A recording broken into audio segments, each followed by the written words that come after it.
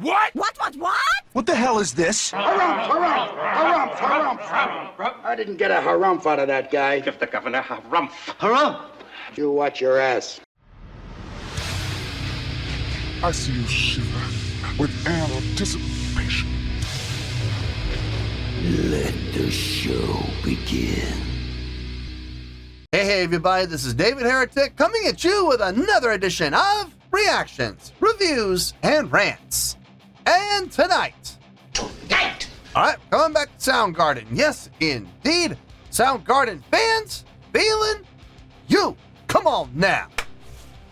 Here we go. Before we go any further, for those of you who are feeling inclined to doing all of the clicks and the likes and the bibbity-bobbity bop, do me a favor, before you do all that stuff, please watch the whole video first, okay? Give me a chance to actually earn those clicks and likes. Now, after the video's done, if you still feel like doing all those clicks and likes, then by all means, feel free to click away. This comes as a request from Ben Guevara, and Ben wanted to see me react to this song by Soundgarden called Incessant Mace. Now, have I heard this song before? No, I have not. To the best of my knowledge, this does not resonate with me in any way, shape, or form. However, there's always a possibility I may have heard this song in passing and I just don't realize it. So as always, if I start listening to the song and I suddenly go, oh, wait a second, I've heard this song before, I'll let you know. That's the truth. You know me, I'm going to be honest with you guys. Let's see, this was posted by Into the Super Uncount. What did he say? Is that right? Into the Super Uncount. Wait, what? Hold on. No, that's right. No N after. I thought it said into the Super Unknown, but nope. There's no N after that K. Into the Super Uncount. What? Now, here's my question. Was that an accident or did he mean to do that? I don't know. Anyway, the video has 8,900 views. There you go. Other than that, there's really nothing else left to say. Link to the original video will be down below in the video description for your viewing pleasure at your leisure. Let's get started. What do you say? Are you ready? Are you ready? Because here we go. All right, here we go. 10. Incessant Mace.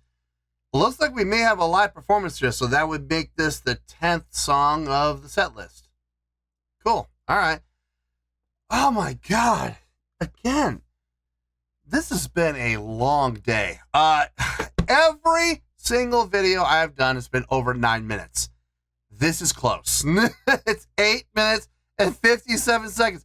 What is going on today? This is my 5th reaction of the day, and every single I had one song over 16 minutes. One song over 16 minutes. And this is what happened.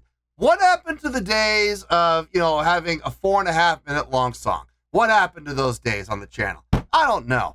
I don't know how this happened. Every single video in this filming session has been, with the exception of this, over 9, and this is close. This is 3 seconds shy of 9 minutes.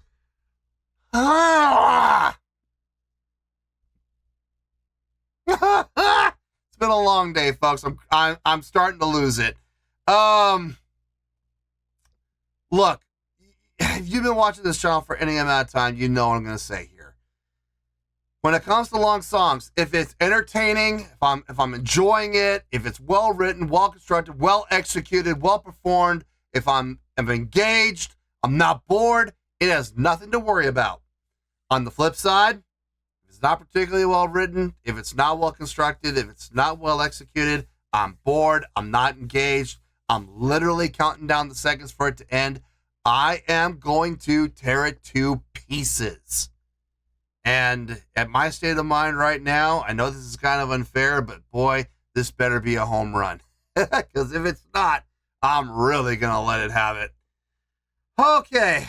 All right, let's do this. All right, boy, let's do this. Yep, it's live.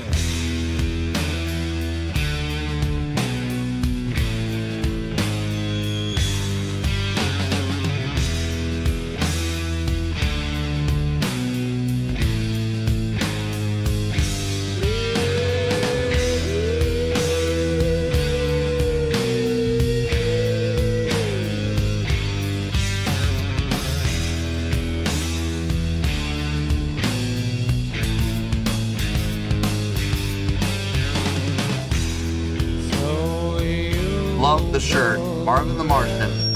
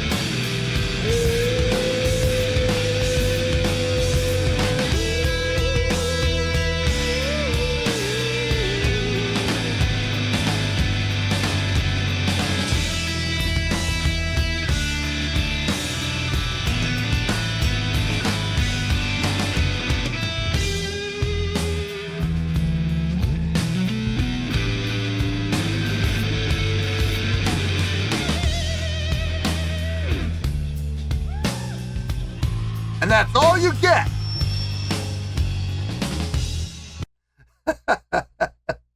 That's right. That's all you get. The chordal progression, it's nice. It's interesting.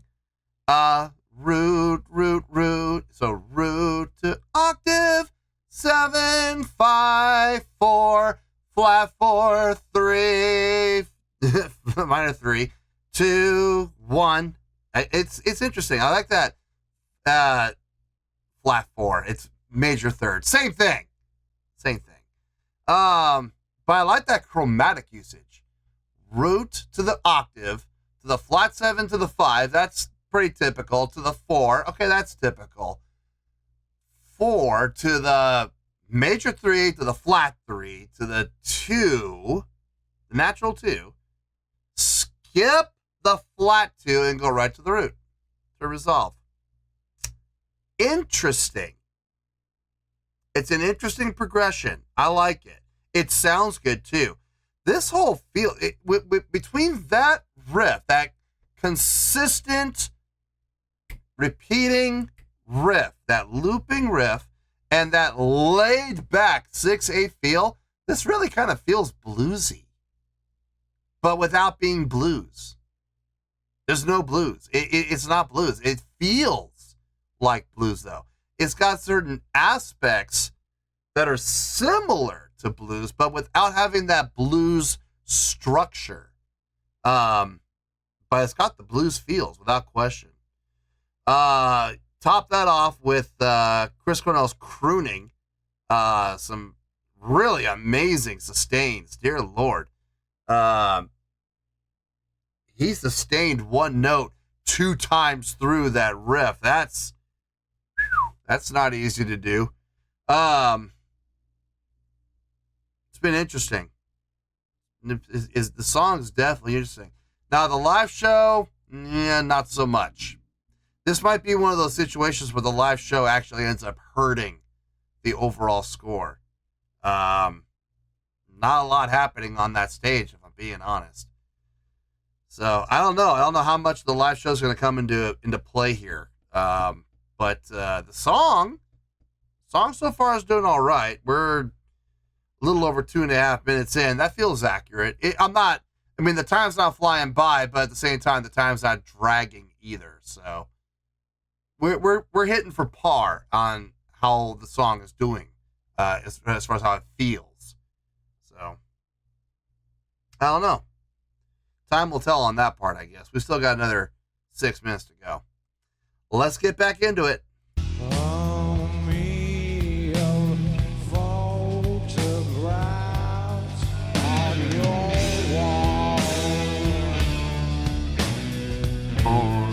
Major 3, flat 3, 2, 1.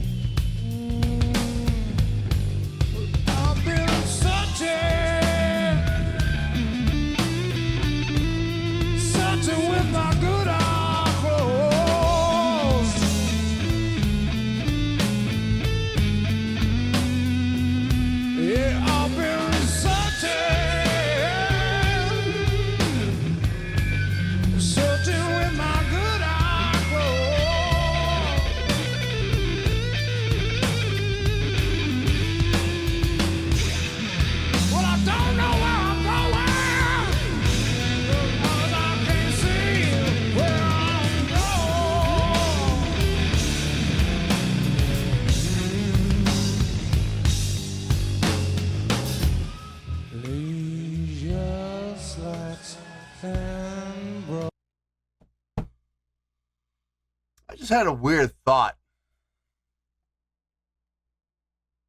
I was listening to the trade-off between Chris and Kim. You know, Chris would sing and then Kim would respond on this guitar. What if we could take the old Wayback Machine? Take the time machine, take this song. Hear me out. Leave Soundgarden behind. Okay, leave Soundgarden right where they are at this point in time whenever this video was shot.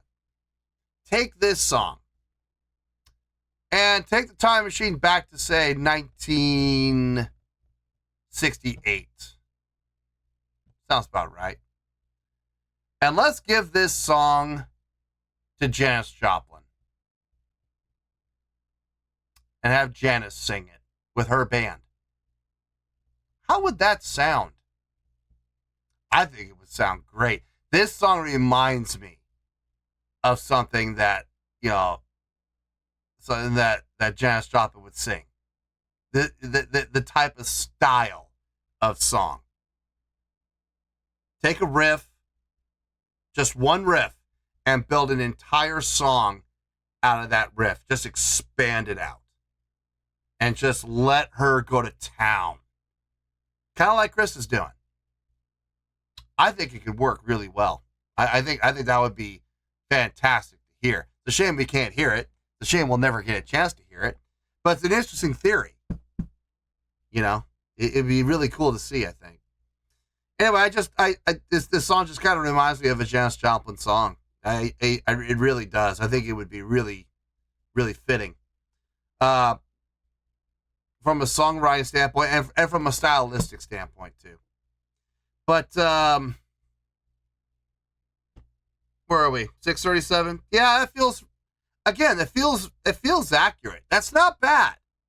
Now, if we were at 6:37 and I was saying, oh, it feels like we're like 8 minutes, 8.5 minutes, 9 minutes, then that means we're dragging, and you don't want that. So, I mean, obviously, it would be nice, be able to look at 6:37 and go, oh, man, it only feels like it's been 4 minutes. I can't say that. I wish I could.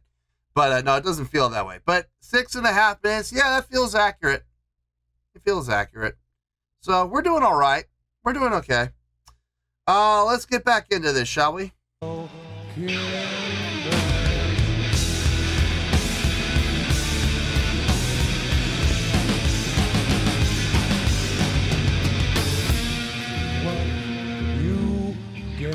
For piling, stay.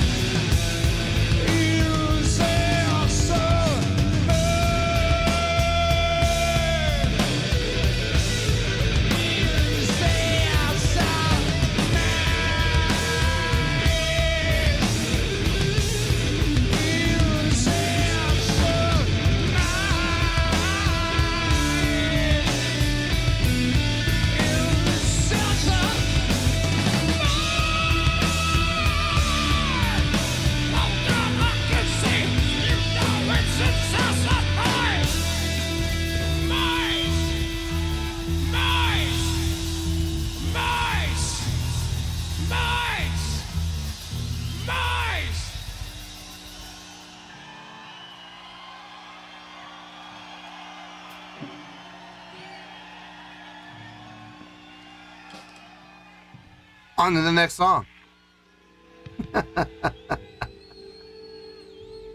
Yep. On to the next one. A57. Yeah, that's accurate. All right. Okay. Not a lot to talk about, but there's a couple things I'd like to bring up. So let me get my thoughts together. I'll see you in the review, and we'll talk about it. Well, there you go, folks. That was Soundgarden with Incessant Mace. This was a request from Ben Guevara. Okay. I thought about it. I took everything into account, and yeah, I've got a score. Okay. I'm going to say this. It's not as bad as some of you might think it's going to be. I'm sure some people are like, oh, he hated this. He hated this. We'll get into that. We'll get into that. I promise you. But first things first, let's start with the score. On a scale of 1 to 10, believe it or not, I'm going to give that a 7.4. Yep, 7.4. I feel good about that score.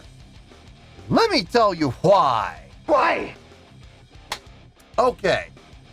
First things first, a 7.4. What does that mean? Well, a 7.4, believe it or not, would translate to a really good skill rating because overall, I think this was a really good presentation. Keep that in mind. It would also get 4 to 5 stars and a B+ letter grade. Yeah, a B+. B as in boy. So there you go, a 7.4, really good skill rating, 4 to 5 stars, and a B+ letter grade. Now, how did I come up with that score? So glad you asked. Okay. I'm just going to come out and say it. It is not the most impressive song I've ever heard from Soundgarden. As a matter of fact, and I know this is going to upset a lot of people, I think this is one of the least impressive songs I've ever heard from Soundgarden. The entire song is one riff. Root up to the octave, down to the minor 7, to the 5, to the 4, to the major 3, to the flat 3, to the 2, so we got that chromatic there. We skip the flat 2 and go back to the 1 to resolve. That is the entire song for almost 9 minutes. Listen, I'm sure there are people out there who love this. I'm sure there are. There are people who absolutely love this song for whatever reason. Okay, maybe it's the droning. Maybe people love that. Maybe they love it because of Chris Cornell's vocal delivery on this. Maybe they love it because of Chris's, outstanding guitar soloing on this. Maybe they just love that laid back bluesy feel without it actually being a blues song. There's a lot of reasons why, okay, that people could love this. I am not one of those people.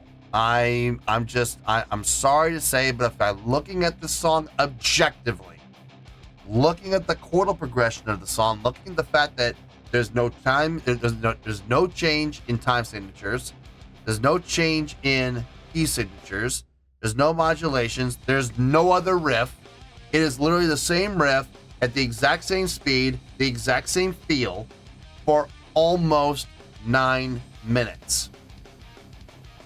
I dare anybody to tell me from a technical standpoint that that's brilliant. I dare anybody to tell me that, because I'm going to say right to their faces, they're insane. They're insane. How is that impressive? Taking one riff and drawing it out for 9 minutes with absolutely zero variation. I'm sorry, I don't see it. I cannot call that brilliant. Now, I will say the guitar playing, this is not part of the songwriting, the guitar soloing that Kim did, I dug it. It sounded good. It fit the song like a glove. And a lot of the stuff he was playing, I will say, was great. He had some great guitar playing. Chris Cornell's vocals on this were outstanding. I loved his delivery. I loved his sustains. I loved his power. I loved his projection. The emotion coming out of his vocals. I loved all of that. Absolutely. No question there. But the songwriting, the arranging, no. I I wouldn't even say it was pretty good. I would say the songwriting was okay. But the musicianship, what was played, and not so much what was played, but how it was played. Oh yeah. Oh yeah. Not what was sang, but how it was sang. Oh yeah. Yes, that is definitely up in the greatness level, without question. So the musicianship, the drumming, the bass playing were solid. Absolutely solid. I'm not saying it was great, but it was absolutely rock solid between what was happening between Ben and Matt. They were locked in and they were tight. Okay, absolutely.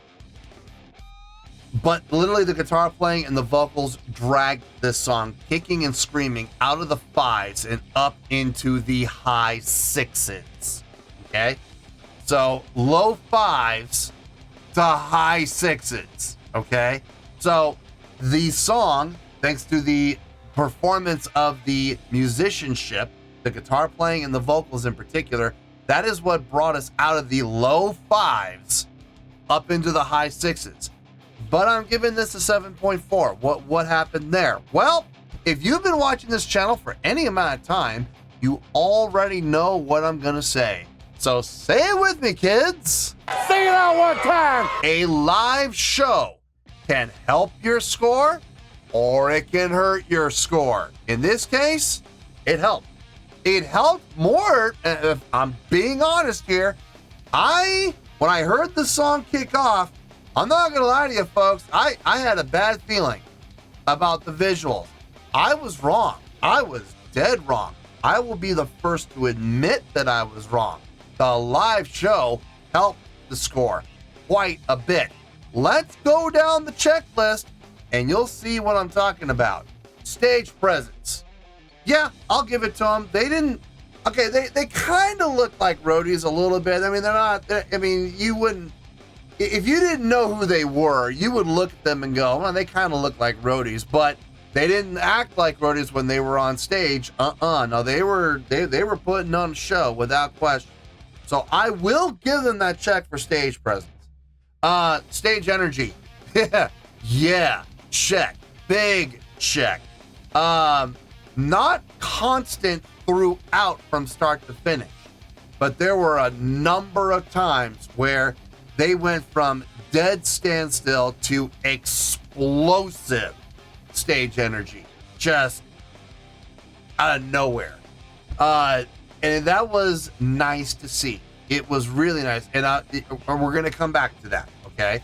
But yeah, stage energy, check, big check, okay? Stage interaction. Okay, this was the one that I did not see a check on. Well, actually, no. Hold on.